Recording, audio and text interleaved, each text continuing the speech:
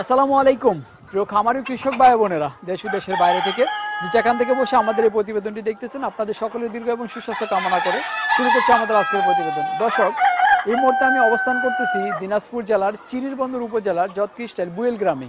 এই গ্রামের একজন উদ্যোক্তা মনিরুজ্জামান রিফাত ভাই অনেক সুন্দরভাবে একটি পোল্ট্রি হ্যাচারি গড়ে তুলেছেন। তার এই পোল্ট্রি হ্যাচারির নাম দিয়েছেন মেসাস প্রবাস বন্ধু পোল্ট্রি এবং চিক্স। তিনি কিন্তু প্রবাসীদের নিয়ে কাজ করেন এবং প্রবাসীদের সাথে তিনি মিলেমিশে চলতে পছন্দ করেন। তো আজকে আমরা তার খামারে এসে দেখলাম যে কিছু ভিন্ন প্রজাতির মুরগি রয়েছে, যেটার রক্ত মাংস সবই কালো। সেটাকে নাম দিয়েছে কাদাকনাথ মুরগি। এই কাদাকনাথ মুরগি যতটুকু আমি জানি এটার উৎপত্তিস্থল ভারত থেকে বাংলাদেশে আসছে। তো এই মুরগিটা কিন্তু বাংলাদেশে বিভিন্ন জায়গায় মানে ব্যাপক আকারে পাওয়া যায় না, এটা বাণিজ্যিক আকারে না, এটা পতঞ্জলি শৌখিন আকারে। তো কিছু কিছু খামারি কিন্তু চাচ্ছে এটা বাণিজ্যিক করার জন্য। তো আজকে আমরা সেই কাদাকনাথ মুরগি সম্পর্কে জানবো এবং আপনাদেরকে জানাবো। কাদাকনাথ মুরগি যদি আপনারা কেউ লালন পালন করতে চান তাহলে কি কি সুবিধাগুলো পাবেন সেই সম্পর্কে আমরা জানবো, এবং এটার মাংস গুণ সম্পূর্ণ কীরকম, পুষ্টিগুণ সম্পূর্ণ কীরকম সেটা জানবো, এবং কতদিনে কতটুকু ওজন হয় এবং গ্রোথ কত, এটা রোগ প্রতিরোধ ক্ষমতা সম্পর্কে বিস্তারিত জানানোর চেষ্টা করব। তাহলে চলেন আমরা এই খামারের যে উদ্যোক্তা মনিরুজ্জামান রিফাত ভাই তার সাথে কথা বলি কাদাকনাথ মুরগি সম্পর্কে বিস্তারিত জানি। বিস্তারিত জানানোর জন্য পুরো সময় জুড়ে থাকবো আমি রিয়াজ আহমেদ তোফাজ্জল। আশা করি আপনারা আমার সাথেই থাকবেন। তাহলে চলেন শুরু করি। আসসালামু আলাইকুম। ভালো আছেন? আলহামদুলিল্লাহ, আপনি কেমন আছেন? আছি আলহামদুলিল্লাহ, ভালো আছি ভাই। আচ্ছা রিফাত ভাই, দীর্ঘদিন পরে আসলাম আপনার খামারে। আমরা আপনার খামারের প্রথম আমি অনেক আগে যে আমি যখন প্রথম একটা ভিডিও করেছিলাম দিনাজপুরে এসে আপনার একটা কাদাকনাথ মুরগির ভিডিও করেছিলাম, সেই ভিডিওটা কিন্তু ব্যাপক সাড়া ফেলেছিল এবং অনেক মানুষ এই কাদাকনাথ মুরগি লালন পালন করার জন্য উৎসাহ জেগেছিল। তো হঠাৎ করে কাদাকনাথ মুরগিটা আমার মনে হচ্ছে বাংলাদেশ থেকে মানে হারিয়ে যাওয়ার পথে। অনেকেই খুঁজছে কিন্তু কাদাকনাথ মুরগি পাচ্ছে না। তো আজকে যেহেতু আপনার এখানে আমি দেখলাম যে আপনি কিছু কাদাকনাথ মুরগি লালন পালন করতেছেন, তো কাদাকনাথ আমি জানবো এবং আমাকে দর্শকদের জানাবো। আসলে কাদাকনাথ একটা ঔষধি গুণ সম্পূর্ণ মুরগি, আমরা সবাই জানি। তো আপনি শুরুতে আপনার পরিচয়টা দিবেন, তারপর আমরা মুরগি সম্পর্কে আলোচনা করব। আসসালামু আলাইকুম রহমতুল্লাহ। আমার পরিচয় হলো যে মেসাস প্রবাস বন্ধু পোল্ট্রি অ্যান্ড চিক্সের প্রোপাইটার আমি মৌলানা মনিরুজ্জামান রিফাত। রংপুর বিভাগের দিনাজপুর জেলার বৃহত্তম দিনাজপুর জেলার চিরিরবন্দর থানায় 9 নম্বর ভিয়াল যৎকৃষ্টাই গ্রামে কালীগঞ্জ বাজারের পাশেই আমাদের বাড়ি এবং আমার প্রতিষ্ঠান এখানে। সারা বাংলাদেশ থেকে আপনারা যারা আসেন তাদেরকে আবার মেসেজটা দিয়ে কীভাবে বাংলাদেশ থেকে আসবেন। যারা ঢাকা থেকে আসবেন ট্রেন যোগে কমলাপুর রেল স্টেশন থেকে চিরিরবন্দরে আসবেন, এবং যারা যশোর এবং অন্য অন্য জায়গা থেকে যারা আসবেন আপনারা ট্রেনে আসলে পার্বতীপুর হয়ে চিরিরবন্দর আসবেন, এবং অন্য অন্য জায়গা থেকে যেমন ঢাকা থেকে বাসে আসবেন গাবতলী থেকে অথবা কল্যাণপুর থেকে বাসে উঠে আপনি সরাসরি কালীতলা দিনাজপুরে নামলে আমাদের এখানে আসতে পারবেন, অথবা আমবাড়ি রুটে আসতে পারবেন। এই হলো আমার সংক্ষিপ্ত পরিচয়। এবং তোফাজ্জল ভাই যে মুরগিটা নিয়ে কাজ মানে কথা বলতেছে, আমি দীর্ঘদিন ধরে মুরগিটা নিয়ে কাজ করতেছি, পরিমাণে অল্প আর কি, মোটামুটি 200-300 মুরগি দিয়ে আমি কাজ শুরু করতেছি। সেটা আমার অত্যন্ত কম মুরগি আছে, অন্যান্য সেটা আমাদের মুরগি আছে কাদাকনাথটা।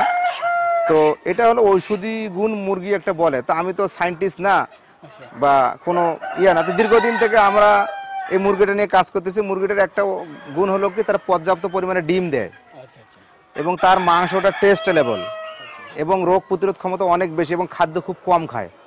এবং আমি যেখানে বাচ্চাগুলো দেই সারা বাংলাদেশে আমার বাচ্চাগুলো যায় এবং এর গ্রোথ লেভেলটা খুব ভালো, অনেক বড় সড়ো হয়। জি, মোটামুটি 2 মাসে মোটামুটি 1 কেজির মতো ওজন আসে।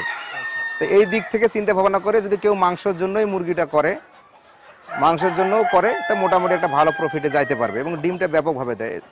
এই মুরগিটা তো মোটামুটি আপনার হচ্ছে ভারত থেকে আসা আর কি, ভারত থেকে আসা। আমি এক লোকের মাধ্যমে সংগ্রহ করছিলাম, ওর নাম হলো সুধাংশু। জি, অনেক মোটামুটি 2017 সাল থেকে আমি কাজ করতেছি এটা নিয়ে। তো মোটামুটি মাংসটা এবং পাটা আমি যখন দেখলাম মাংস শুদ্ধ কালো হয়, মাংসটা কালো হয় এবং রক্তটাও কালো হয়। ডিমটা কিন্তু এই মুরগিগুলোর মতনই হয়, পালকটা কালো হয়, চামড়াগুলো কালো হয়। এবং মানে ডায়াবেটিস রোগীদের জন্য এবং উচ্চ রক্তচাপ রোগী যারা আছে এদের জন্য অনেক ভালো, ডাক্তাররা বলে, সায়েন্টিস্টরা বলে।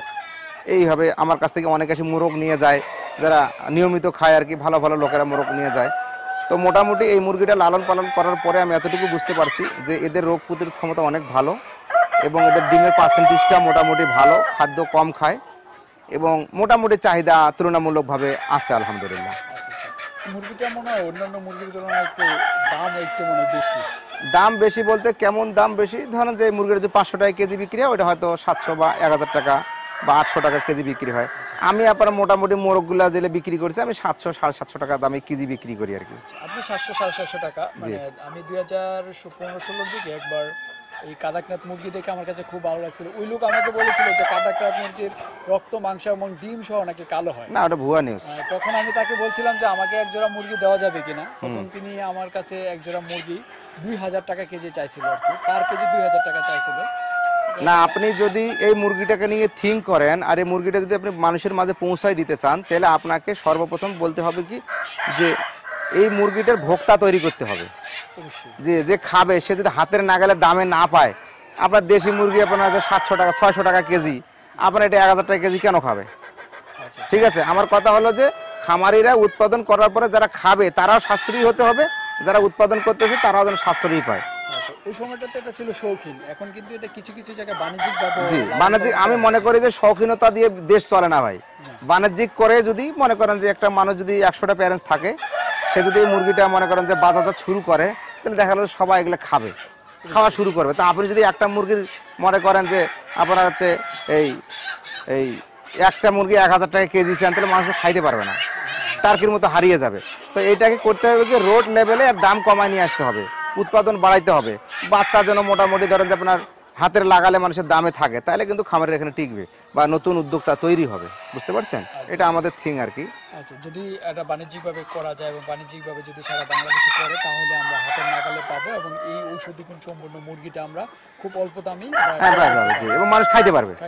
জি, এই মুরগিগুলো কিন্তু আপনি বাজারে গেলে কোথাও পাবেন না। জি, পাওয়া যায় না বাজারে, এগুলো পাওয়া যায় না। এগুলো বিভিন্ন খামারে, আপনার মতো খামারে, তারা খামারে যারা লালন পালন করে, তারাও ব্যাপকভাবে লালন পালন করে না, হয়তো কারো কাছে 300-400-500। আমি স্থানীয় বাজারে মোরগ বিক্রি করি, মানে আমাদের যে পাইকারগুলো আছে, যখন বড় হয় ওদের খবর দেয়, ওরা খাওয়া শিখাইছে আর কি।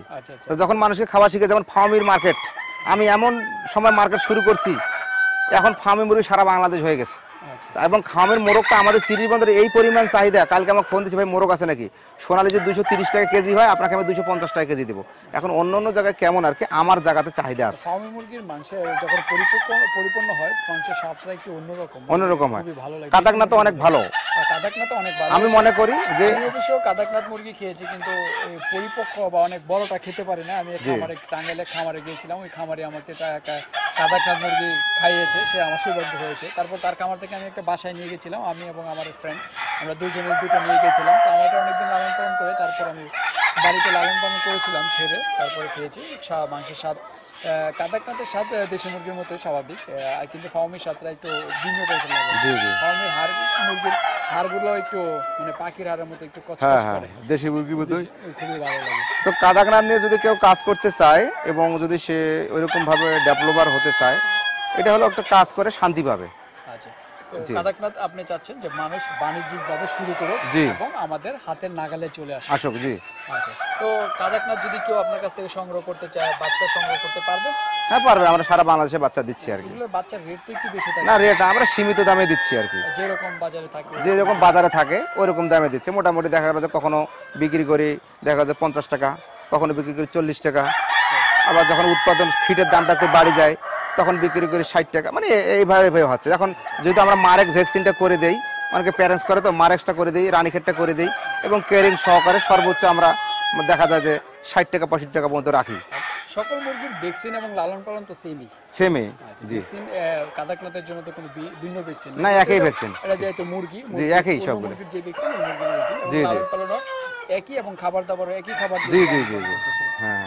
আচ্ছা, তো আপনারা এটা তো অনেকদিন যাবত লালন পালন করতেছেন, ভবিষ্যৎ সম্ভাবনাটা কি রকম দেখতেছেন? ভবিষ্যৎ সম্ভাবনাটা হলো নিজের কাছে ভাইজান। আমি যদি এটা ফোকাসিং দেই, আমি যদি না কাজ করি, সেক্ষেত্রে আমাকে হতে হবে কি মার্কেট আমাকে ধরতে হবে। আর মার্কেট যদি আমি পাই, মার্কেট পাইতে গেলে আমাকে সস্তায় মানে ভালো প্রোডাক্ট দিতে গেলে ভালো প্রোডাক্ট দিতে হবে, মাংসটা টেস্ট থাকতে হবে এবং দাম কম থাকতে হবে। এই তিনটা যদি আমার একসাথে হয়, তাহলে কিন্তু বাজারটা আমি পাবো। এখন আর আকাশ ছোঁয়া দাম যদি দেই, যে বলি যে ভাই 2000 টাকা কেজি, আমার গ্রামের মানুষ তো খাইতে পারবে না। আর তাহলে যারা এইটাকে শৌখিন লোকে খাবে, তো এর বাজারটা কমাই নিয়ে আসতে হবে, উৎপাদন বাড়াইতে হবে, তাহলে কিন্তু মানুষ খাবে। তো ঠিক আছে রিফাত ভাই, আমরা আপনার সফলতা কামনা করি এবং কাদাকনাথ নিয়ে আপনি বহুদূর এগিয়ে যান। ভালো থাকবেন। আসসালামু আলাইকুম। ওয়ালাইকুম আসসালাম।